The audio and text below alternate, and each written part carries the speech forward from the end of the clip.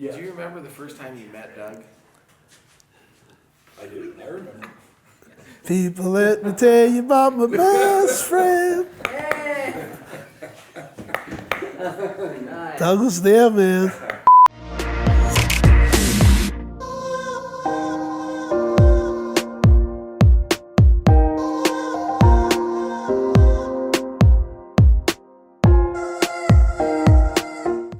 Where are you from?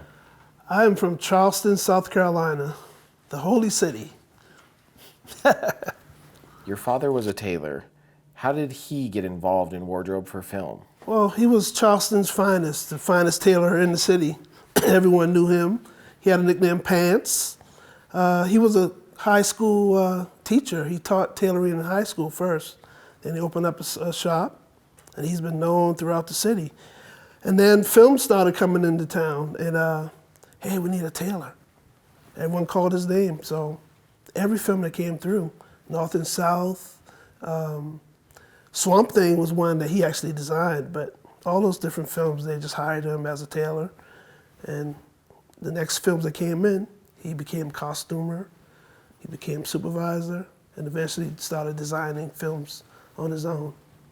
You and your brother Omar grew up around it. Grew up around that. I remember, I believe I remember my dad starting out in like 1976. I remember him leaving, and particularly on Swamp Thing, he designed that. He came into my room one Saturday morning and had, need some clothes. I got a young actor who's in the movie and he's the same size. So he went through my drawer and took some pieces from me, my scrimmage football jersey that he actually wore in the movie. I'm like, why is he wearing my clothes? I want to be in the movie. I can wear my own clothes and be in the movie, but it was fun. So that's how that all started. So I always remember him having to get up and leave and go out of town, you know. So I'm doing the same thing he's doing, but. Did you always have an interest in tailoring and wardrobe? You know what? I thought it was political science, because I did, after graduation, go to College of Charleston. And got there and I'm like, I was lost. And then there was a film in town, Special Friendship. LeVar Burton starred in it. And that's something I got on that job with them as a PA and worked for, the designer on that was Peggy Farrell.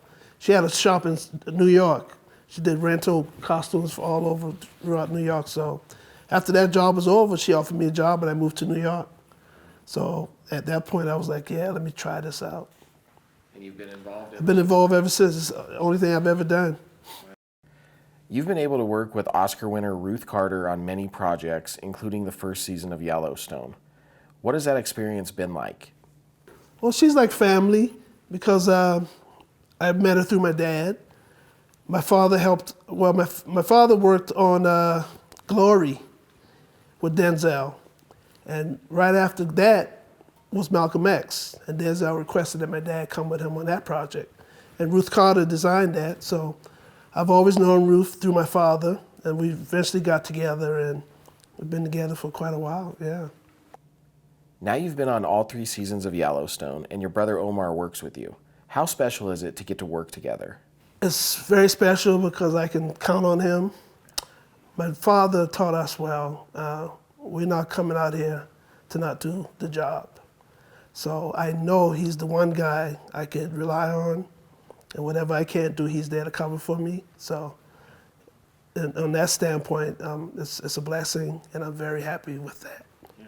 And the fact that I'm away from family all the time, I got a family member next to me, so that helps a lot as well. Yeah. You were the costume supervisor for Black Panther. Did you get the feeling right away that it was going to be special? Oh yeah, I knew. We were waiting on this one. I got on Black Panther by default because Marvel is a machine. They deal with their people and they want to keep recycling people they let into their space. They invited Ruth, but they already had a whole wardrobe supervisor set up for her, but it didn't work out, and she wanted me there. So it was a struggle, but she got me in. And after that, I'm like, well, we're gonna make this work because ain't nobody talking about us. You know, they were looking at us because, you know, we're the new cats in the area. So we did a good job. I know we did, and I knew we had to perform, and we had to be on point because there are a lot of folks waiting on this one. So we knew all along. Yeah, we knew. As a costume supervisor, what is your day-to-day like? Yeah, my duty is to the designer to make sure she has everything in place that she needs to be successful. Getting all the product placement in, getting the clothes in, hiring the crew, a capable crew, a competent crew to help us along the way. So yeah, I deal with the payroll, make sure all the finances are in place. And yeah, so it's a lot.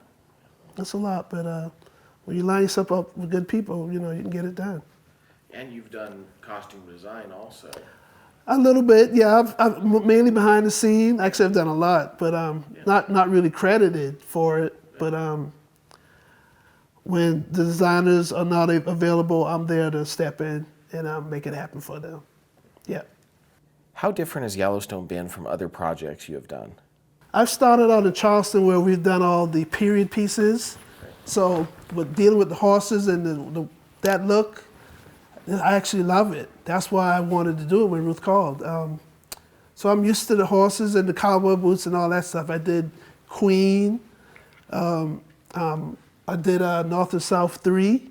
So I love it. So yeah, it's a trip that I like because it's where I started. Yeah.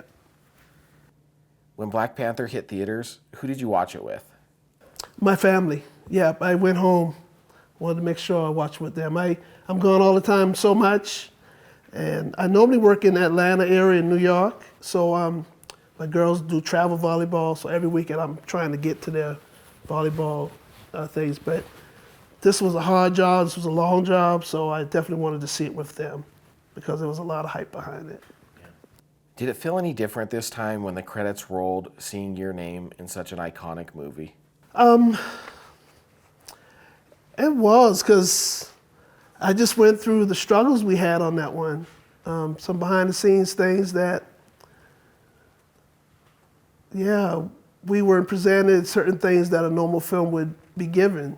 So we had to dig deep and pull things out. So yeah, it was very satisfying. Some tears came through because, man, what a ride. Yeah. You've worked quite a few Denzel Washington projects. What are those experiences like? He reminds me of my father. Just a humble guy, just out to work and do the best he can do. So it felt like being around family and just producing and doing your job. So there are a lot of little stories I could try to remember, but it's so many because we feel like family. We just spoke to Denzel 2 days ago because they want Omar for his next project. So it's like family. So yeah, it's a good thing to be able to work and love what you do and be around quality people. So I'm honored and I'm not going to mess that up. No way. Who are some of your favorite actors and actresses you've worked with? Well, for sure, Denzel Washington. Robert Wagner, he left an impression on me. I was able to work with Robert Mitchum. I was blown away. John Hurt. Also, Johnny Depp. I did a movie with him. It was amazing. It was a Jim Jarmusch picture called Dead Man. And that's one I will always remember. But yeah, Sidney Poitier. Some classic people I was able to meet.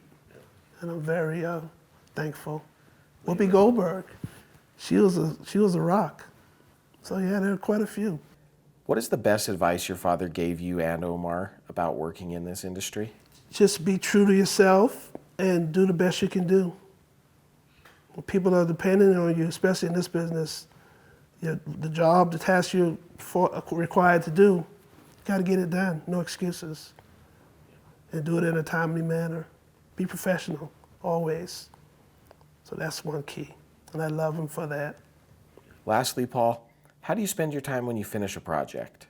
When I get home, normally we go to dinner, and I just dissolve myself in the house for at least 2 weeks, where I don't move. I cook for them because I'm a great cook. So that, you know, when I'm gone, they miss my cooking. But the mom cooks wonderful as well. But I cook and I just take care of everything they need, get them used to me being back home. And normally I go and check them, be with my mom. She's been fighting cancer for 3 years, and she just passed recently. So it's going to be a little different thing. I haven't been back to her house yet. So this one is going to be, I want to get home so I can just take that in, what happened. I was able to see her before she passed, but I knew I wasn't going to see her again. So now it's just going to the house and seeing my father. I just got to catch up and be with them and take it all in. Yeah, I couldn't deal with it at this moment. So when I get home, that's when it's going to hit me.